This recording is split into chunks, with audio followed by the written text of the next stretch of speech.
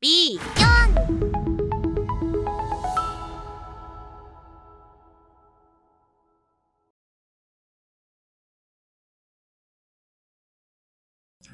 안녕하십니까? 김종석 교수입니다. 요즘 경제가 어려워서 힘드시죠? 특히 코로나 사태로 인해서 지금 2년째 우리나라 경제, 소상공인, 자영사업자들이 어려움을 겪고 있습니다. 오늘은 한국 경제가 어렵게 된 그 배경과 뿌리는 무엇인가? 그리고 한국 경제가 다시 회복하려면, 다시 도약하려면 어떠한 정책이 필요한가에 대해서 말씀을 드리겠습니다. 지금 한국 경제는 여러 가지로 어렵습니다. 소득 양극화는 어제 오늘의 일이 아니고요. 실업, 청년 실업 특히 심각하죠. 비정규직이 늘어났죠. 주택난 부동산 가격 급등, 가계부채 위험 수위에 달했다. 국가부채 1,000조가 넘었다. 또 복지는 복지대로 부족하고 고령화. 이 모든 문제에 많은 문제가 있는 것 같지만 이 문제의 뿌리는 결국 한국 경제가 저성장의 덫에 갇혀 있기 때문입니다. 한번 생각을 해보십시오. 한국 경제가 성장만 돼서 국민소득이 꾸준히 늘어난다면 가계부채도 줄어들고 기업이 활성화되면 일자리도 늘어나고 실업도 줄고 소득 양극화도 해소가 됩니다. 세금도 더 고쳐서 국가부채도 줄어들 것이고 복지도 확충이 될 것입니다. 결국 한국 경제가 지금 가지고 있는 모든 문제의 뿌리는 코로나 바이러스도 아니고 무슨 실업난도 아닙니다. 결국 뿌리는 한국 경제가 저성장의 덫에 갇혔기 때문입니다. 다시 말해서 한국 경제가 저성장이 기조가 고착이 돼서 이미 국내외의 전문가들은 이 상태로 가면 수년 내로 한국 경제의 성장 잠재력이 소진돼서 마이너스 성장을 거듭할지 모른다는 경고가 나온 지는 꽤 됐습니다. 비유하자면 지금 한국 경제는 무슨 경제 위기가 아니라 서서히 10년, 20년 동안 서서히 성장률이 내려가는 자각 증상 없이 질병에 빠진 환자와 같이 또는 누구 표현대로 서서히 끌어가는 비이코 속의 개구리처럼 죽어가는지 모르고 있는 그러한 한국 경제의 기저질환이 있습니다. 그래서 이 상태가 지속되면 1990년대의 일본과 같은 지금 일본이 잃어버린 10년에 이어서 잃어버린 20년 이야기가 나오고 있지 않습니까? 대한민국 경제도 지금 그러한 장기 침체의 가능성이 있다고 이미 많은 사람들이 지적하고 있습니다. 이 그림에서 보시다시피 1970년대부터 대한민국의 잠재 성장률은 서서히 하강하고 있습니다. 여기 회색으로 그려진 그래프는 매년도 GDP 성장률입니다. 들쑥날쑥하지만 오르락내리락 합니다. 오르락내리락 하지만 이것을 장기 추세선으로 만들어 보면 그것을 경제학에서는 성장 잠재력 또는 잠재 성장률이라고 하고 이것이 호황과 불황의 경계선이라고 해도 틀린 말은 아닙니다. 그러니까 지난 40년 동안의 한국 경제를 보면 이 빨간 선보다 위에 있었던 쪽이 경기 호황기고 이 빨간 선보다 아래쪽에 있었던 때가 경기 침체 불황기라고 할 수 있겠는데 보시면 1980년대는 경제 성장률이 6%, 7%만 돼도 불경기라고 해서 개각을 하고 언론에서 난리가 났었습니다. 지금은 6%라고 하면 우리가 생각하기도 어려운 고성장이죠. 지금은 대한민국의 호황과 불황의 경계선이 되는 잠재 성장률은 2%대까지 내려와 있습니다. 그러면 이 추세선이 지속된다고 하면 언젠가 저 빨간 잠재 성장률 곡선이 0에 수렴하는 때가 올 것입니다. 이 잠재 성장률이 0이 될 거라는 이야기는 여기 신문기사 스크랩에서 보시다시피 2012년에 이미 OECD가 지적을 했습니다. 이미 10년 전입니다. 10년 전에 대한민국의 잠재 성장률을 걱정하는 이야기가 국제기구에서 나왔고 이후에 국내외의 많은 경제 전문가들이 대한민국이 이 상태로 가면 장기 침체로 가고 성장 잠재력이 소진되고 일본과 같이 성장을 마이너스 성장과 플러스 성장을 거듭하는 그래서 장기 침체에 빠지는 우려가 있다고 경고하고 있는 것입니다. 그런데 성장 잠재력이라는 이 개념은 경제학에서 있는 개념이지만 잠재 성장률을 결정하는 변수가 무엇인지는 이미 경제학계에서 오래전에 과학적으로 다 파악이 되어 있습니다. 사실은 경제발전론이라는 과목을 대학원에서 수강하면 기말고사에 그런 기말고사 문제가 나옵니다. 성장 잠재력을 결정하는 변수를 논하라. 이런 문제가 나올 정도로 실제로 월드뱅크나 대한민국의 경제연구소에 그 자료 사이트에 가보면 성장 잠재력을 결정하는 변수, 대한민국의 그동안의 성장에 기여한 변수들의 내용, 이런 연구들이 부지기수로 나옵니다. 그래서 성장 잠재력이 지금 대한민국에서 20, 30년 동안 저하하고 있어서 언젠가 0이 된다는 얘기는 경고지만 왜 내려가고 있고 어떻게 하면 이것을 올려야 되는지도 새로운 얘기가 아닙니다. 전문가들은 다 알고 있습니다. 그 중에 첫 번째가 자본이 풍부한 나라들이 성장 잠재력이 높습니다. 자본이라 하면 여기서 인적 자본과 물적 자본이 있는데 물적 자본은 물론 기업이 축적하는 겁니다. 기업들이 생산 설비나 장비를 구입하고 조립 라인을 지으면 그것이 투자입니다. 그것이 쌓이면 자본 스톡이 되는 것이죠. 인적 자본은 사람에게 투자하는 겁니다. 교육 과정을 통해서 전문화, 전문 기술을 습득시킴으로써 인적 자본이 축적이 되는 것이죠. 그래서 자본, 인적 자본과 물적 자본이 풍부하면 성장 잠재력이 올라갑니다. 놀라운 얘기 아니죠. 누구나 생각할 수 있는 상식이죠. 두 번째 변수는 경제활동 참가율입니다. 즉 노동 투입이라고도 하는데 그 나라의 경제 인구 중에 몇 퍼센트나 일할 의사가 있느냐. 지금 우리나라는 60% 정도입니다. 선진국은 경제활동 참가율이 약 70% 수준입니다. 대한민국은 지금 15세 이상 경제활동 인구 중에 일할 의사가 있는 사람이 10명 중에 6명 남짓이다. 무슨 얘기냐.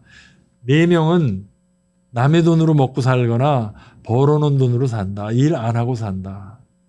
당연한 거 아닙니까? 일할 의사가 많고 보다 많은 사람들이 경제활동에 참가하면 그 나라 경제가 역동적이 되고 성장하는 것이죠. 특히 우리나라에서 경제활동 참가율이 낮은 부분이 여성 인력과 은퇴, 노령 인력입니다. 그래서 많은 정책 전문가들이 여성 경제활동 참가율을 높여라. 그리고 노령 은퇴한 사람들도 다시 경제활동을 할 수 있게 해줘라. 그럼 필요 조건이 뭡니까? 다양한 일자리가 있어야 됩니다. 파트타임도 있어야 되고 재택근무도 가능해야 되고 계절근무도 가능해야 하고 비정규직도 많아야 그렇게 집안일도 하면서 일할 수 있는 여성 그리고 은퇴 후에도 일할 수 있는 기회가 노인들에게 주어지는 겁니다. 그런데 그동안 대한민국의 특히 좌파 정부의 정책은 어땠습니까? 오직 정규직이고 9시부터 6시까지 일해야 되고 그나마 그 일하는 사람들 일 덜하게 하고 일 덜하고 돈 더 주고 그러니까 생산성이 떨어지고 노동 투입이 줄어드는 겁니다. 다양한 일자리를 만들려면 지금 4차 산업혁명과 함께 다양한 일자리, 재택근무 다양화되지 않습니까? 이것을 허용하도록 제도적으로 노동시장을 유연화해 줘야 됩니다. 그런데 지금까지 좌파 정부는 그 반대로 가고 있었죠. 그래서 노동개혁을 통해서 경제활동 참가율을 높이고 노동 투입량을 늘리면 생산성이 올라간다. 그리고 세 번째 잠재 성장률을 높이는 변수는 생산성입니다. 이걸 이제 교과서에서는 총요소 생산성이라고 하는데 같은 시간 일을 하더라도 생산적으로 일하면 더 많이 생산하지 않겠습니까? 그게 1인당 GDP의 차이로 나타나는 겁니다. 부패하고 무능하고 게으른 사람들이 일하면 같은 시간 일해도 생산성이 낮고 소득이 낮은 겁니다. 유능하고 성실하고 근로의욕이 높은 사람들이 일을 하면 같은 시간 일을 해도 더 많이 생산하니까 1인당 생산성이 높고 1인당 국민소득이 올라가는 것이죠. 그래서 생산성을 높이면 잠재성장률이 당연히 올라가죠. 그럼 어떻게 높이느냐? 생산적으로 일하는 것이 보상을 받는 시스템을 만들어야 됩니다. 투기나 아니면은 공짜 돈 아니면 남의 돈으로 먹고 사는데 보조금으로 먹고 사는데 국민들이 익숙해지면 열심히 일하는 사람만 바보가 되죠. 지금 지난 5년 동안 좌파 정부 하에서 어떤 일이 벌어졌습니까? 점점 더 국민들은 생산적인 일을 하기보다는 투기, 주식 아니면 남의 돈으로 보조금으로 정부 예산 받아서 먹고 사는데 더 활성화되고 확산됐다면 우리나라의 생산성은 떨어지죠. 또 개방과 경쟁이 사람들을 효율적으로 부지런히 일하도록 만듭니다. 그런데 지금 현재 한국 경제에서 어떤 일이 벌어지고 있습니까? 규제는 강화되고 모든 규제는 기득권을 만들고 그 기득권에 안주해서 규제로 먹고 사는 공무원들과 생태계가 존재하죠. 개방 반대 경쟁 거부입니다. 그거는 교사나 교수나 농민이나 기업인이나 다 마찬가지입니다. 경쟁 좋아하는 사람 없습니다. 개방 좋아하는 사람 없습니다. 그러나 과거에 우리 경제가 활성화됐을 때 많은 역대 대통령들이 괴롭지만 농민들의 반대가 있었지만 개방과 경쟁을 촉진했고 공정 경쟁을 촉진했던 이유가 다 거기 있습니다. 지금 좌파 정부는 어떻게 하고 있습니까? 경쟁은 나쁜 것이다. 나눠줘야 되고 결과의 평등을 추구하니까 사람들이 비효율적으로 행동하게 되죠. 바로 대한민국 경제가 바로 여기서 문제가 생겨서 성장 잠재력이 떨어지고 그리고 경제 성장이 침체되는 것입니다. 그래서 말씀드린 거를 정리하자면은 시장 기능과 정부 기능은 비교의가 다릅니다. 정부가 유능하다면 정부가 먹고 사는 걸 해결해 주겠다는 공산주의 계획경제, 사회주의 경제는 왜 침체와 부패와 비효율의 나락으로 갔겠습니까? 지금 현 정부, 문재인 정부 5년 동안에 소득주도 성장, 최저임금 급 인상, 정규직 강제 전환, 획일적인 주 52시간 근로시간 규제, 부동산 실패한 부동산 정책, 전월세 대책 이 모든 게 다 뭡니까? 이게 시장의 실패인가요? 정부의 실패죠. 정치인과 관료들이 그렇게 유능한 사람들이 아닙니다.